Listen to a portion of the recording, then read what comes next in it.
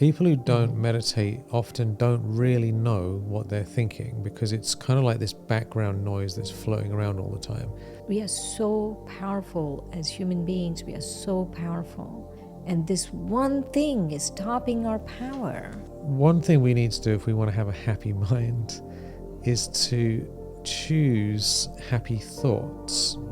It's very disempowering being a victim. Blaming someone else for what's happening in your life is very disempowering. It's really not useful. Welcome back to Spiritual Sense Podcast. I'm Michael Magash, and I'm joined by the one and only Sister Shireen. How are you doing, Shireen? Hello, Michael. Yay. So today we're diving into how to end mental suffering, how to stop hurting ourselves in our mind and create joy, how to have a mind full of joy and happiness and well-being. So how do we go from the prison internally to an expanded state of inner joy, peace, love, freedom, so that whatever's going on around us, we have a beautiful inner world to enjoy. So that's what we're diving into today. Yay. So what is it like, Shireen, to have a happy inner world? Let's just describe that state for us all. Resilience. I would think resilience. Your mind is very resilient. That is, like a rubber band, a nice, healthy rubber band. You stretch it and it comes back to its original form. In the same way, the situations in the world, people around us, everything, right? Our ups and downs, moods, everything, they will stretch the mind. But we have to be resilient enough to come back to our original state. So resilience, I think. That's what a mind that is resilient would be, a happy mind. Yeah, because it's not getting flustered by every little thing that happens. Mm-hmm. Yeah. Because and things will happen, right? Things are going to happen. In life, things don't happen. Yeah, everything's going to happen. And even if we have a nice controlled environment and everything's the way we like it, it's still going to happen. It's still going to happen. You still can get triggered by text messages and whatever else. Like, there's no way you can run and hide. And if you do try and go to the Himalayas and run away from everything, you're going to be cold. So, and you won't be happy. You won't be happy. Because you won't have your iPhone there. You won't have your iPhone. Nothing whatever. works. You can't get what you want because it's in the middle of nowhere. So that doesn't solve it either. So what we want is to have an internal world, our mind, our feelings, our visualization, the thoughts, the energy internally that is enjoyable, so we can close our eyes and feel good. We can open our eyes and feel good. We can wander around our life and enjoy ourselves. That is what we are designed for. And nowadays, what's happened to us all, over time we kind of lose our energy and we end up in a mental prison where we're hurting ourselves with our thoughts. So in order to get rid of that, let's first of all discuss, what is that? What is a mental prison? What is that negative state? What do you think it is, Shireen? Like, how would you describe the state of mind that is hurting itself? There's certain thought patterns that we are thinking again and again, and we are putting ourselves in that prison, right? It's not, of course, a physical prison, but there's a pattern of thinking that's going on. And we need to identify that pattern of thinking that's putting us in that prison. So certain like, okay, repetitive for example, thoughts. Right, certain repetitive thoughts. I'll tell you what's happening. For example, let's say you come home and your husband or your wife, let's take husbands because they are... Husbands are just the worst, aren't they? Just the worst. They tend to do this. I have no idea really. But anyway, they tend to do this. That's what wives tell me. And I'm sure wives do a lot of things. The husbands just don't say anything. But anyway, the wives tell me... Far too humble. Oh my God, they're the best ever, right? They're the best. Anyway. Hooray for the husbands. So they leave their socks everywhere. Oh, the socks. You They know, just throw. the They come thing is home and just everywhere. throw everything all over the place. Throw and everything everywhere. Everything is a mess, Yeah. right? Right. Okay, so that is a situation. Now you walk in from a very long day of work, The and husband's you just walk tossed into everything that. all over the house, and there's just things hanging Tossed off everything all of. over the house, and you walk into that, right? Now, that's a trigger, and that trigger has triggered a thought pattern. The thought pattern is, oh my God, not again. How many times do I have to say this and do this? Why do they do this? And then you'll think of all the other defects and whatever that person did, ever did, blah, blah, blah, blah. And your mind just goes on and on because there's a pattern of thinking that you are reacting to. And that pattern of thinking, which is your reaction to things, that is the prison, and that is what is giving you sorrow. It could be anything. I'm just giving Could an be example anything. of Yeah, husbands exactly. because they're easy targets, but Yeah, but it happens in so many ways. Like you walk into some place and you see someone, and I remember talking to someone and like that she had a problem with someone else where she was going to work, and every time she walked in the door, she would see this person because she was working on reception, and it just put her in this state, and she was super stressed out about it because it triggers something that causes this whole thing. And it might could be be even while anything. you're driving, right? Driving. It could be while you're driving. Yeah. So there are 10 drivers on the road, and all 10 of them, except you, are driving horribly. And then you start thinking, oh, these people get, right? There's a pattern of thinking that starts. Yeah. So there's all sorts of things, right? So we have to separate this out, right? One is, let's say with the husband, right? It's quite possible that there needs to be a conversation to change the behavior, possibly. No, but if this is the 100th time they've had a conversation and it doesn't change their behavior, he's then still what? got his socks hanging off the edge of the door again for the 50 millionth time, and she's just pulling her hair out. So that's it. Grounds for divorce. We're done, right? And that's one option. That's one option. So normally in situations, there's the physical side of it, which we may or may not need to do anything about. Because sometimes there's no point doing anything at all, a lot of the time. And then there's our internal reaction to what happened, right? So what would you recommend this person does when she comes in and there's all this stuff everywhere? There is always divorce. That's right. She's like, just walk straight back out the house and go and visit the lawyer, and then come back with a pack and say, come back I've had enough and of ask this. him to walk out. Where will you go? Ask him to Exactly. walk out. Exactly. No, I'm just kidding. Of course, I'm just joking. Someone's going to be like, you know what? I listened to this podcast and I left the house straight away and I gave him the papers. No, we're not responsible for these things. No. That was a joke. You have to observe your thought patterns, right? I call this the ABCD method. ABCD method. It's very easy to remember. ABCD method. You want to get a handle on your thoughts, then you follow the ABCD method. A is you're aware of your thoughts. So you see your reaction, right? You have to remove this physical thing that has happened that's making you do your reaction. You first just look at yourself. Don't think about this for a minute now, right? Because whatever you say is not making a difference, so don't think about this for a minute.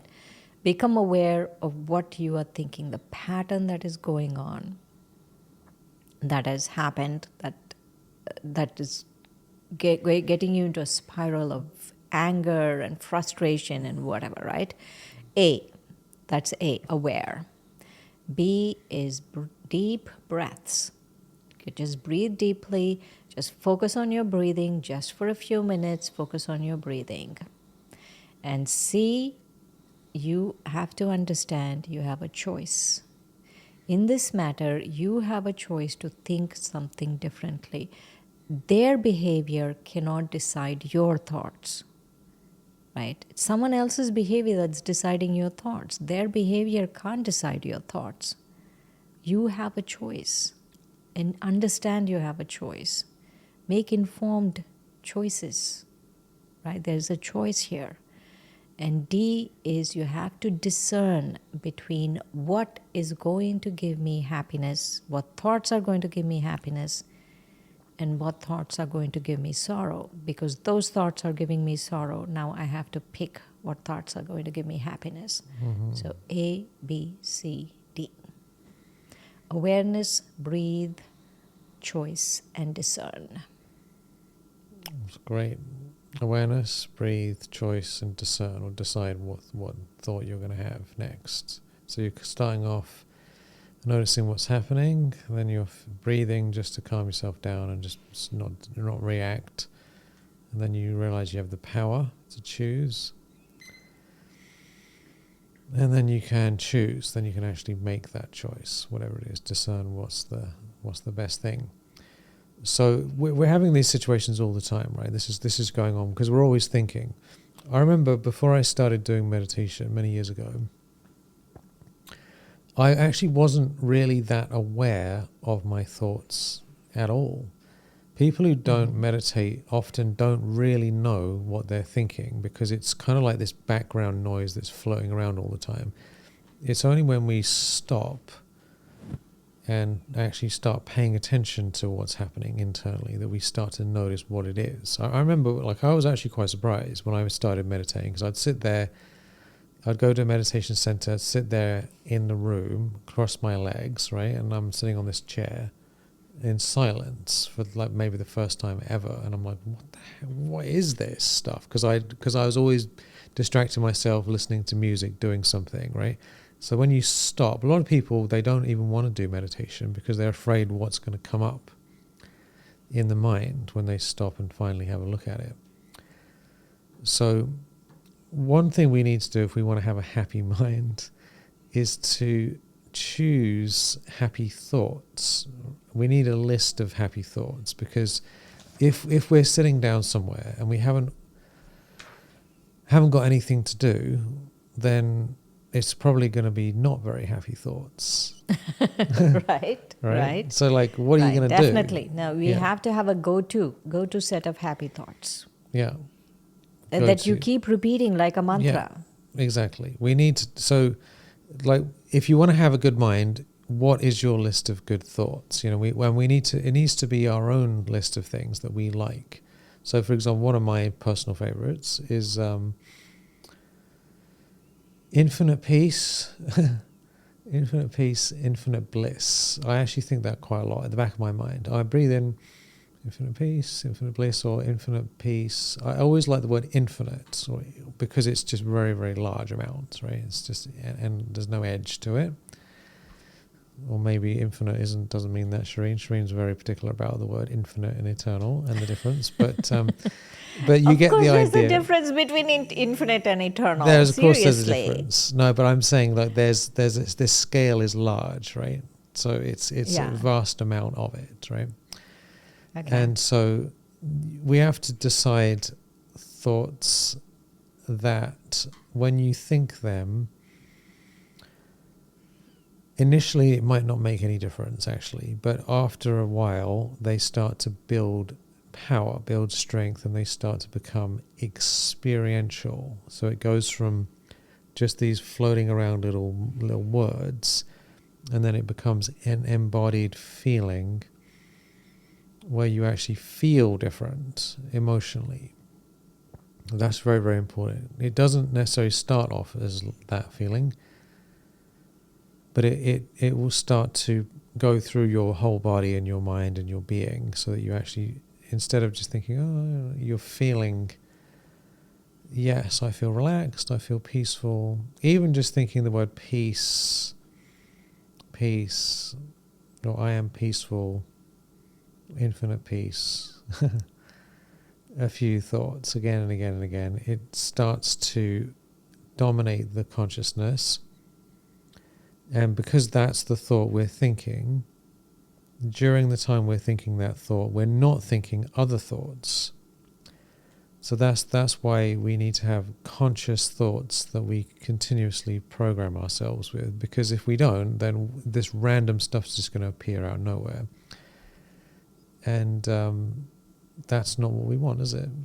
No. We don't want that. No, we don't want random things. So let's just tune into this. So what do you recommend someone does to come up with a list of their own happy thoughts? How can they come up with that list? I think there has to be some criteria for the list. Yeah. The first part of the criteria would be that they are eternal.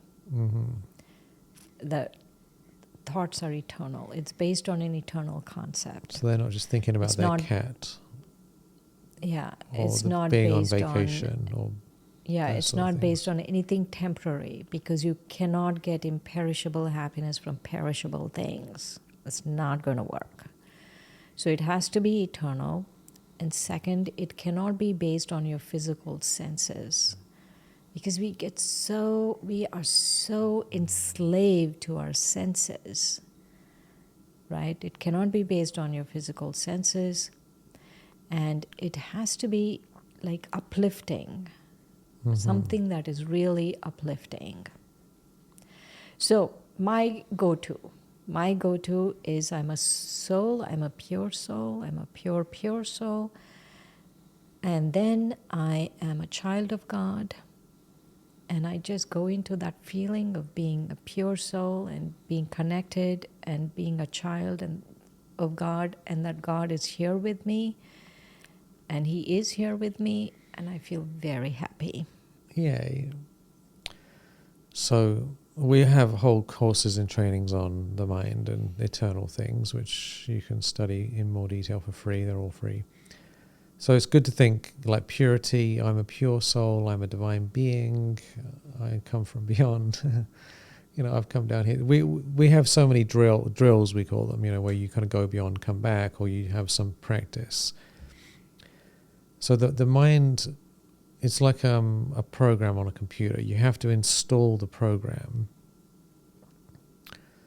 Otherwise, there isn't something to use. So the consciousness is like this thing that has huge potential to be one thing or the other.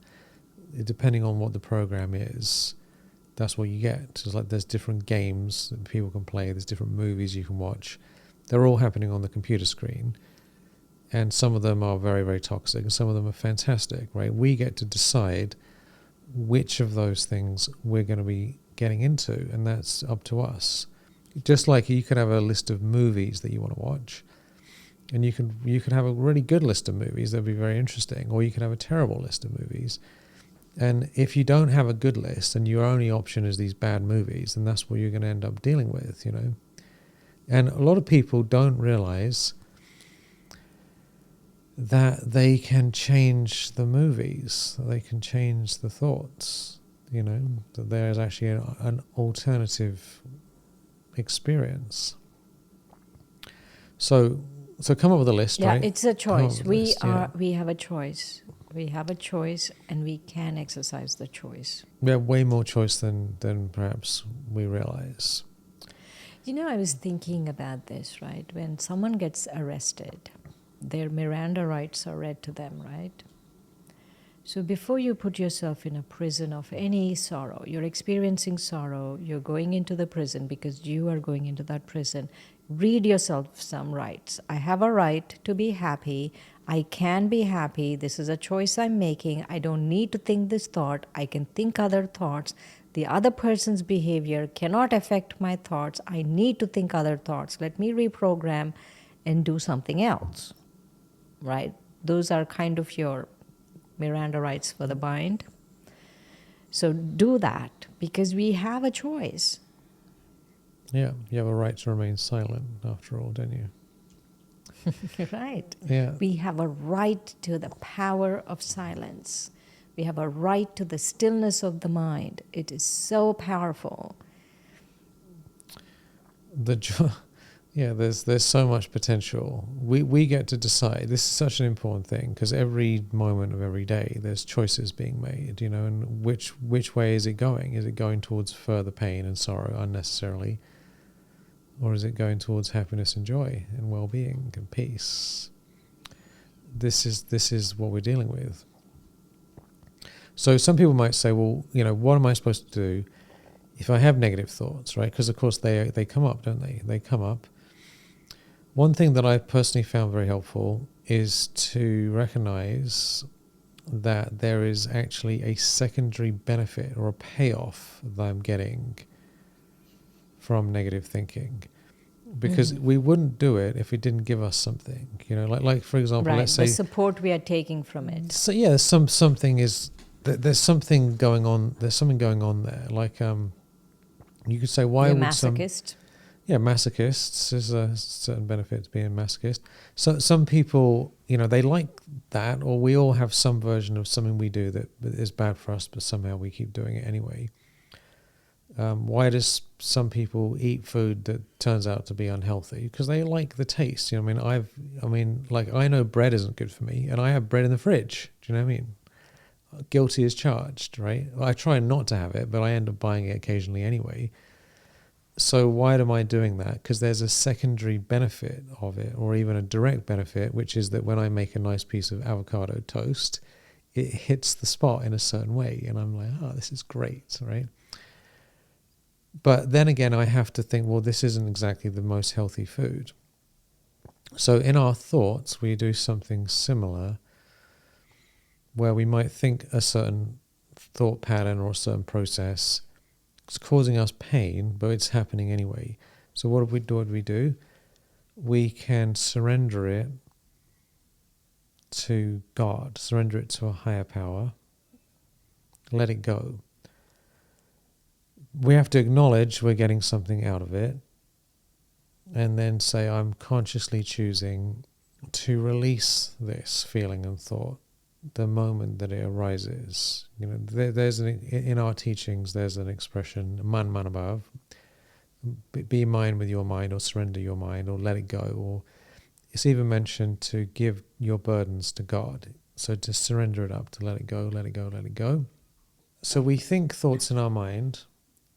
We're getting some benefit out of it, right?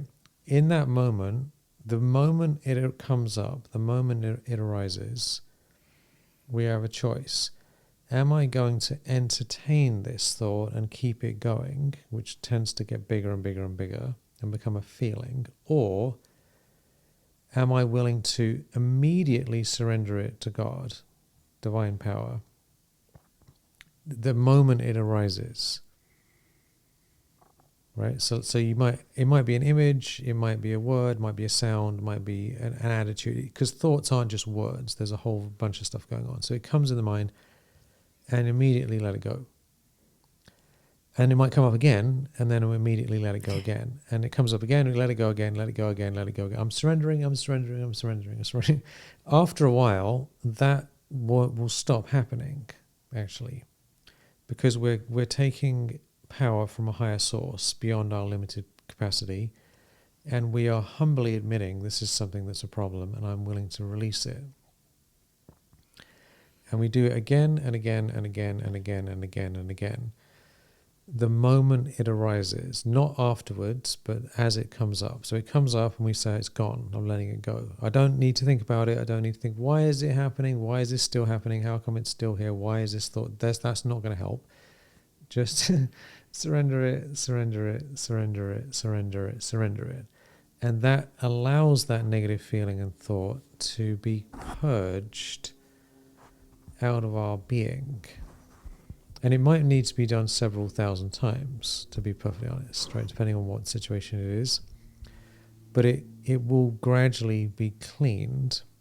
And then we can choose those better thoughts we talked about to replace it.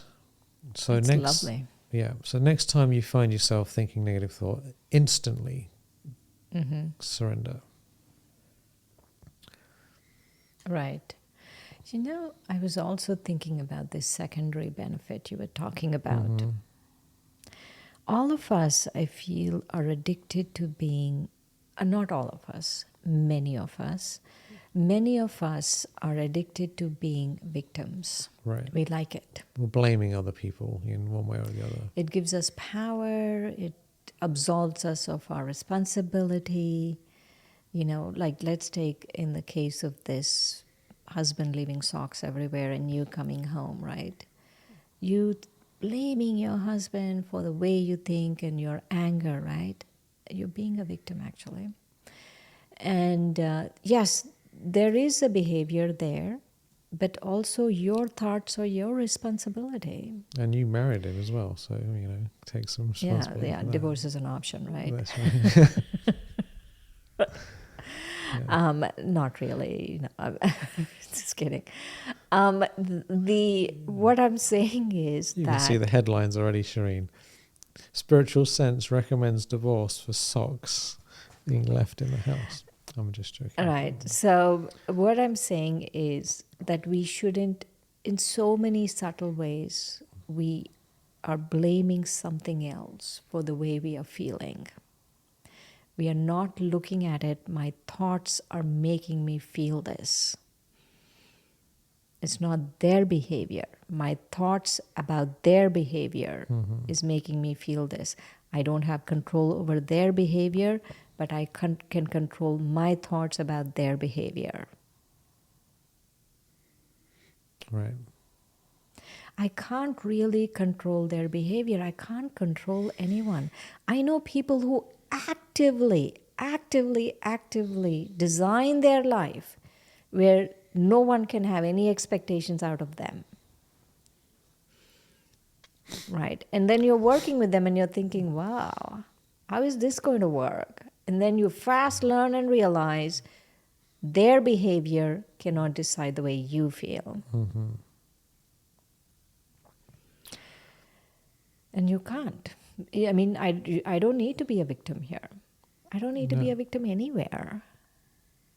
Right? Because we don't need to be victims. Victims, we think, oh, it's like in today's society, right? In today's society, being a victim has become exalted. Like it's the most exalted, like pedestal people. Oh, something happened to them, this, that, you know. No personal responsibility. Like the whole, like the zeitgeist of society is like, no, let's not take personal responsibility. Something happened here. I can do this for you. This happened there. Let's take personal responsibility, especially for our thoughts. Okay, they didn't behave properly. I don't need to think this way. I don't need to go into a mental prison. Now, this is the background reality all day long, isn't it? How am I responding emotionally and mentally to events in the external world? And am I letting them dictate my feelings, or are my feelings my own choice? You know, Right. we talked about this in another session, actually. This is worth just getting clear about, right? How much percentage-wise do you think our feelings, in how we feel, is based on internal thoughts and patterns, and how much is based on physical things outside of us? 95 and 5. So 95% is because of the world. Internal. No, I'm just joking. Because that's how 95% is internal and 5% is based on the world.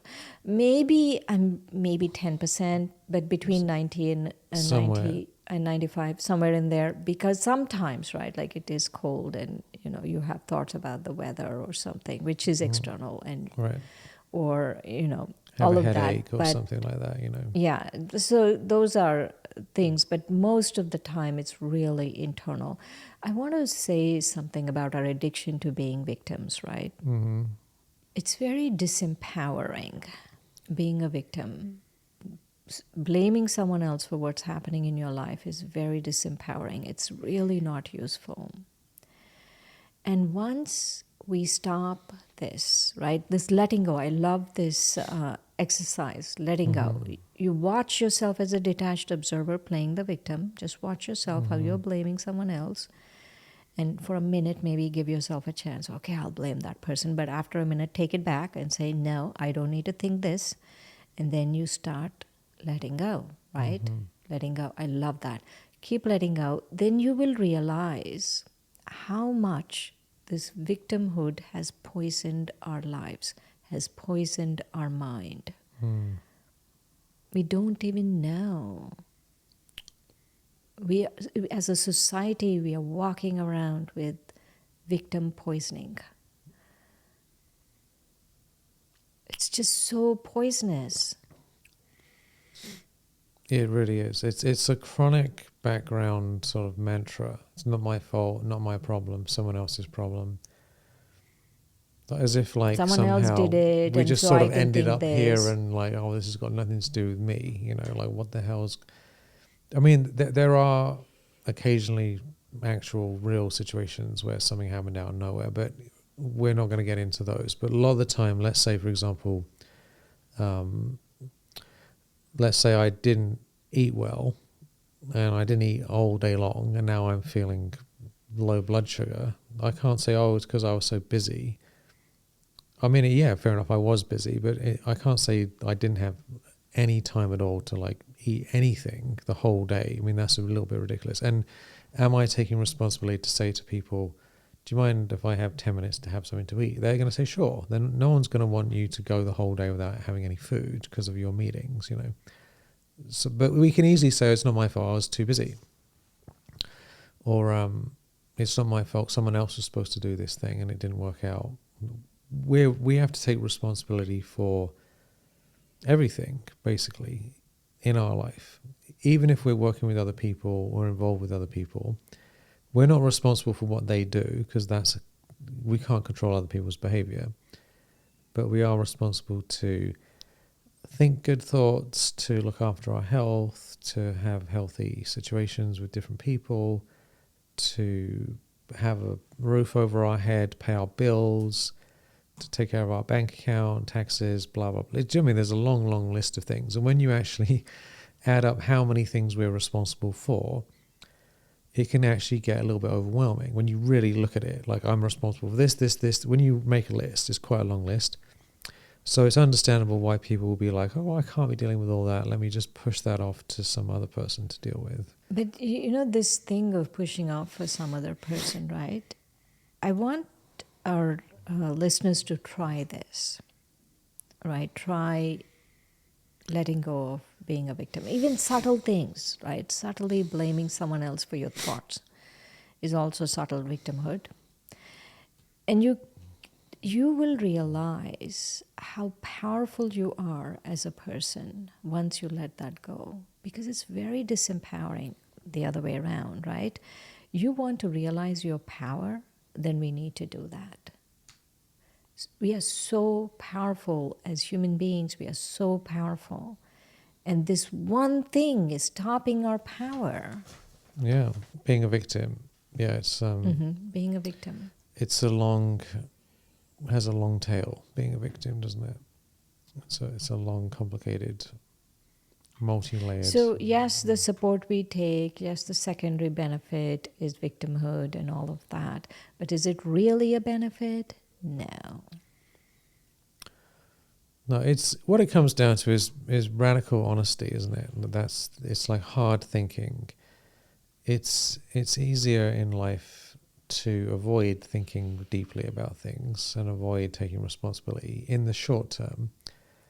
But in the long run, we end up with a very half-hearted, somewhat dead life, actually, because we're not living from a place of mastery and sovereignty, are we? We're sort of on the back foot, being pushed around by other things. So we have to ask, do I want sovereignty or do I want to just put up with this stuff, you know? Yeah, what do I want? What do I want? What do I want? What you gonna do? What do you want, Brother Michael? I love feeling great and having a sense of personal agency, you know, being able to decide what I do with my life, how I feel, what I'm doing. So I'm a big fan. I mean, I know I haven't necessarily achieved 100% success in every area of my life yet, but that's what brings me joy and good feelings, is claiming back the power. Claiming back the power. So make a list of your In happy essence. thoughts. List of Make a happy list of your happy thoughts. thoughts. Yeah, what else? A, B, C, D. A, B, C, D. Aware, breathe, choose, and discern. Aware of your thoughts, breathe deeply. You have a choice, and pick the right thoughts. Right. Happy thoughts. Happy thoughts. And then look at the secondary benefits, and they're not really benefits, especially victimhood. Don't do it. Right. And surrender, surrender, Sorry surrender. for the noise. Yeah. Surrender, I surrender. Let it go, let it go, let it go. Because you have the control. This is taking responsibility. Being a victim is saying, I haven't got any choice. I have to put up with this. Taking control is say, when the thought arises, I'm letting it go, letting it go, letting it go, letting it go. So pick any of these things and it's going to help you claim back your mind, feel better, enjoy your life. And thank you Apologies for for being the here. noise around here. There's construction going on. Oh, I can't hear it, neither, but who knows? These things happen, such as it is. So let's have a look at the blessing. What blessing do we have for this? Okay, do you want a number? I'll pick one, yeah. 43.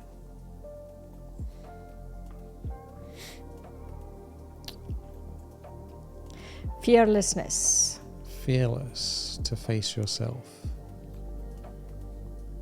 With unwavering courage, you have no fear, knowing there's nothing you can lose.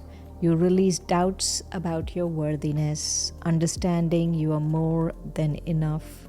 You know that God's strength and guidance are always by your side.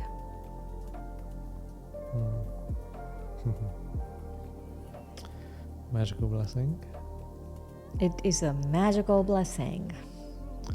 I love that blessing. Yay, thank you for that wonderful blessing. So, thank you for listening, everyone listening. We're very grateful for you.